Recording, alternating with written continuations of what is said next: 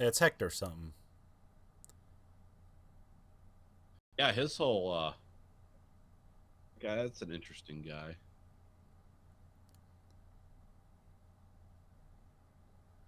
I mean, I could see why that's this show because Gus Fring is his name. Oh, okay. Shit. Who's Hector? Shit, I can't remember. Probably another psychotic drug dealer in this Yeah, I show. can't remember. Yeah, it's yeah.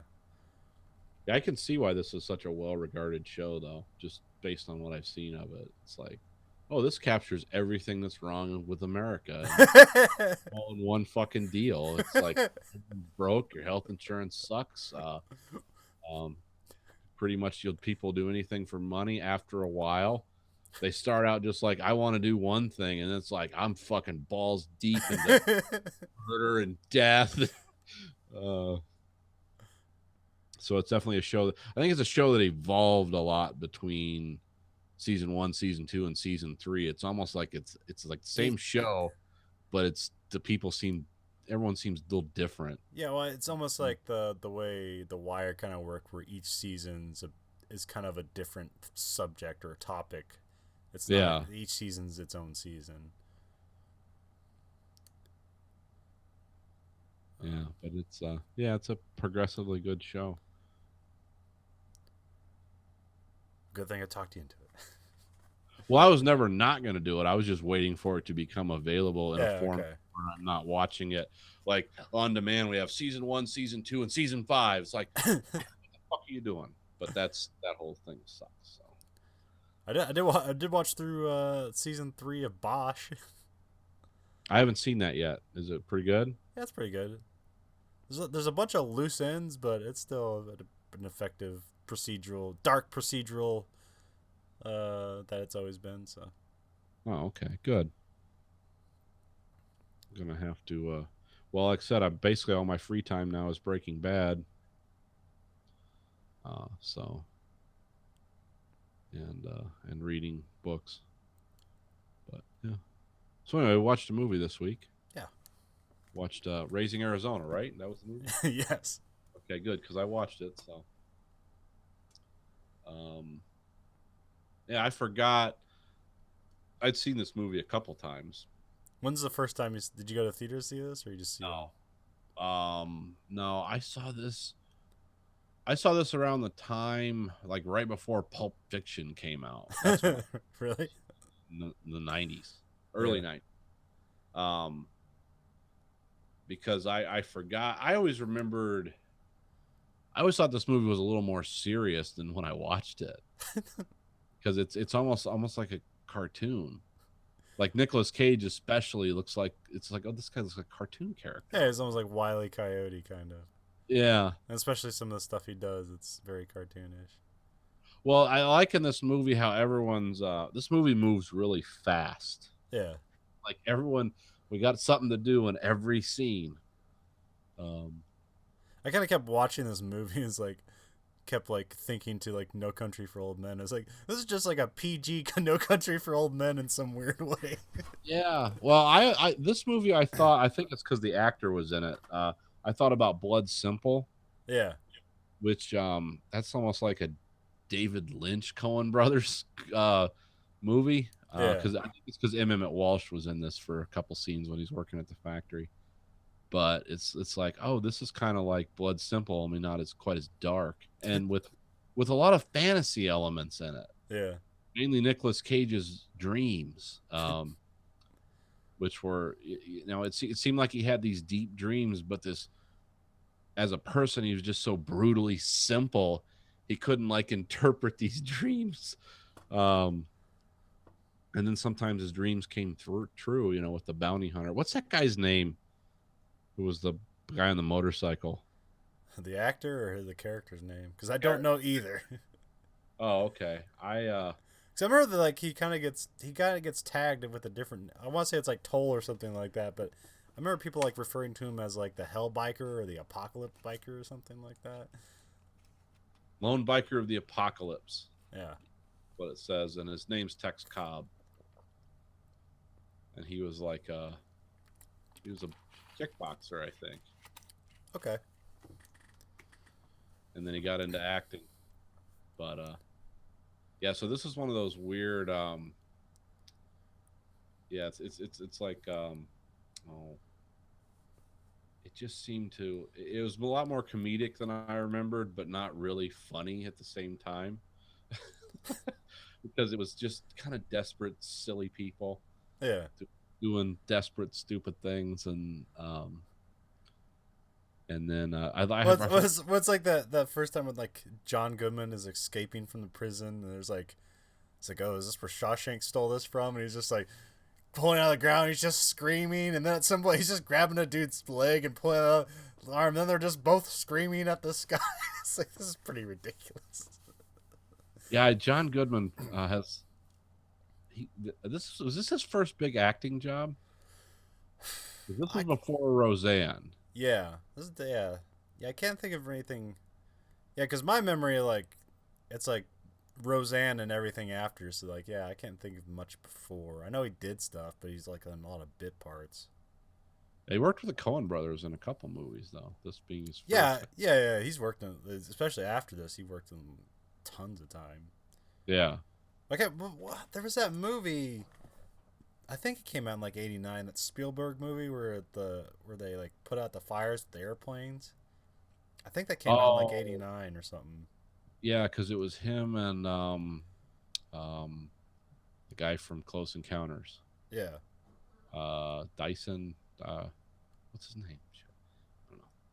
But yeah, I know. Yeah, they were because somebody was a ghost or something. Yeah. That might have been that. Yeah, that might have been around the same time as Roseanne. I'm not sure though. Yeah.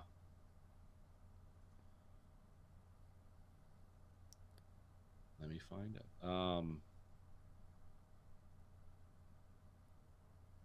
Let's see. The Big Easy. He was a detective. That was before this. Okay. True Stories. He was in Chud. Okay. His Cop and Diner. Always, and that came out in '89, so it was like 2 years after this. Yeah, Richard Dreyfuss. Yeah. Who's the female lead in that movie? Holly Hunter. And then like she in who's in this one? Is that Holly Hunter? In this? In Raising Arizona? Yeah, I'm yes. Okay. Holly Hunter. Okay. Goodman and then they just throw was it Frances McDermott? She's in here too. Yeah, she's like a small character. Yeah. But yeah, this was kind of a goofy movie. Well, it explains a lot of their other movies, though. Oh yeah. Well, it also explains their range. Yeah, they can go from comedies to like serious dramas at the drop of a hat. Yeah, because they did a lot of I think they did Miller's Crossing like not long after. Yeah, which that's like a great movie, but not a funny movie. Sort of. I don't know if you'd say it was funny. The one guy's an amazing actor in it. The guy from John Turturro. Yeah, the day or night of, that was his most recent thing. I think it was Barton Fink that had John Turturro and John Goodman. That was a movie they did about the screenwriter. It's like losing his mind. Yeah, that was him. And then I didn't know they did the Hudsucker Proxy. Yeah, that was one of the deals they made with Sam Raimi. Because that was a script that Sam Raimi wrote, and then they directed it, and then they wrote a script called Crime Wave that Sam Raimi directed. It's like because they used to live together. Oh, okay. So they're just for friends. Like 3 years. Yeah, this seems to have be more in the vein of "Oh Brother, Where Art Thou?" Yeah. And what was the other crazy one they did? The Lady Killers. I don't remember. I don't remember. No. That's not very good. And Burn After Reading. That was another weird one. Yeah, it was weird. I've never seen A Serious Man. Yeah, I haven't seen that one. Is that the windshield wiper guy thing? No, no, no, no. It's not that. Never mind. That's a different one. I think A Serious Man is the one with the guy. I think it's got like a lot of stuff about Jewish culture in it and stuff. Yeah, I haven't seen that one. I haven't seen Inside Llewellyn Davis yet either. that's good. I mean, I want to, but It's a very it's a very disappointing movie, in a way, oh yeah, why is that? because you spend this whole movie with this guy, and at the end of it, you think like, well, he's talented, he's gonna go somewhere. Like, nope. Falls off of the end of the earth. Yeah, pretty much. Well, you see, this guy is like, well, this guy's like talented, and he's like, his decision, he's just constantly fucking up, and then the end of the movie is him like going out to smoke in the nightclub, as Bob Dylan goes up, like for his like first set ever, and before he like changes the world. Oh, okay. So they did. Because yeah, a lot of people said, "Is this a biopic of Bob Dylan?" I guess it isn't. No. But anyway, Raising Arizona, which was a kind of a really weird, flamboyant comedy, especially for the '80s. I mean, Like yeah, this seems kind of well. I mean, they had this is almost like Pee Wee Herman, but with a serious. yeah, yeah, They have that twist to it, like um, yeah. It's kind of Tim Burton esque, but like more grounded. yeah. That was when I rewatched it, I was like, I can't believe how weird this film was. So I knew it was good, but I just forgot about how Especially and they like all the topics it covers. You kind of figure is like, well, no one's thinking about this in the '80s. yeah. And then they have the great chase scene in it and the people yodeling while it's happening. It's like what a weird that's pretty cool. I mean, I did like the movie a lot, but I forgot. And like some of the names have weird abbreviations. Like the main character is everyone calls him High. Yeah, It's like that's strange. I'd actually look that up. It's like, oh, okay, that's his. I never caught that. that's why they call his wife Ed. I can't remember Yeah, what's that short for. I can't remember. Edna. Something. Okay, yeah, yeah, that makes sense. Can't remember, but yeah, it was. It's like Edina or something, or it's an unusual name, but Yeah, they just shorten yeah. it to So Ed. High and Ed. And all he wants to do is rob things because every job he can get sucks, and it's like, yeah, I could see that. And none of the all the guns he robs with, then nothing's ever loaded, so it's never armed robbery. Yeah, yeah, because one of his parole hearings they point that out. Like some of the dialogue where it's like just vaguely like mashed together. It's like almost vaguely Shakespearean, but then just like simple, just random shit thrown together. Yeah, yeah. Sometimes I wonder like how much of this was done on a fly. I think there's a. I think Matt he used to like use one of the lines from this movie as a non sequitur. Oh which, yeah, which is like it's like her womb was a rocky barren place in which my seed could find no purchase. I do remember that. Yeah, Nicolas Cage really he did a good job in this. Yeah, He's always been he was a really good actor though. I just think it kind of went strange for after a while, but yeah, I do like the chase scenes in this movie. yeah. There's a good aesthetic to this movie. I like the part where he's like the lone biker, the apocalypse is walking into the guy's store, and it's pointed up, and there's just a bunch of ceiling fans. He's just smoking as he's walking, and it's like, this is strange but cool looking. Yeah, And then when he goes and talks to the guy, it's almost like that. It seems like almost straight out of No Country for Old Men, almost in a weird way.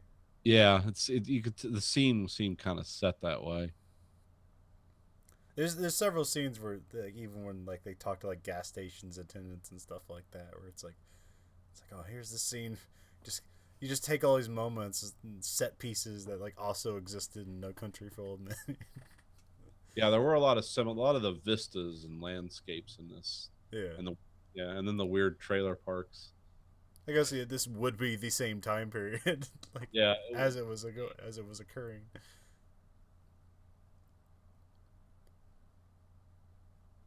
but they had I guess they had to hire a lot of babies for this movie I know. I mean, they had.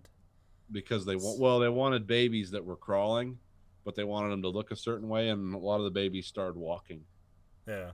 Like one of the Coen brothers said, though, it was like easy to fire babies. Yeah. Yeah. Why not? Like it's not hard. Um, There's weird rules of working with babies. Anyway. That's why they usually hire twins. It's like, okay, this baby's done for the day. Pull the other one in here.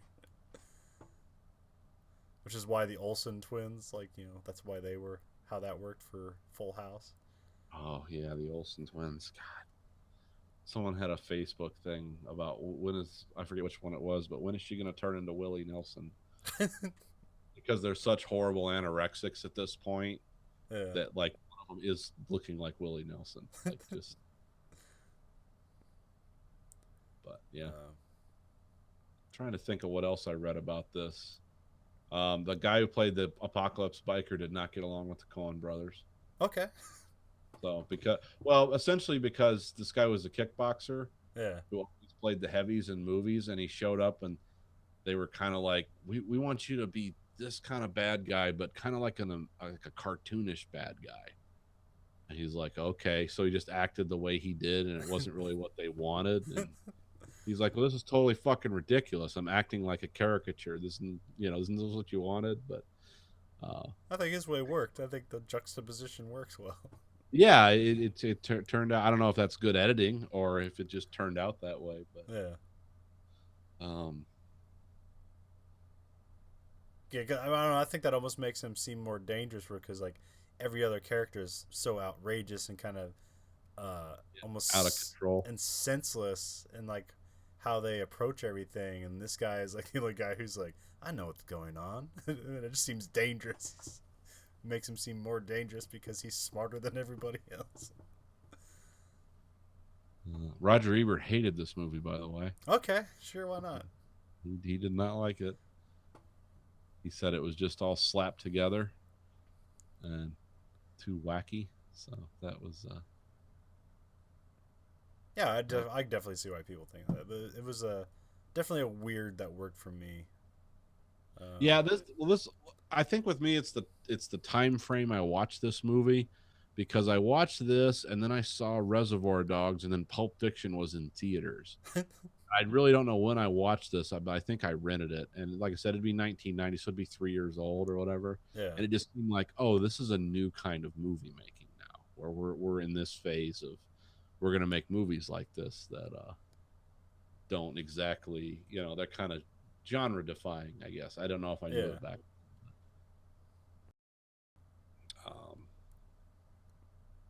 I can't believe this movie's 25 years old though. Just doesn't seem like that. Doesn't seem like it was that long ago. Eh.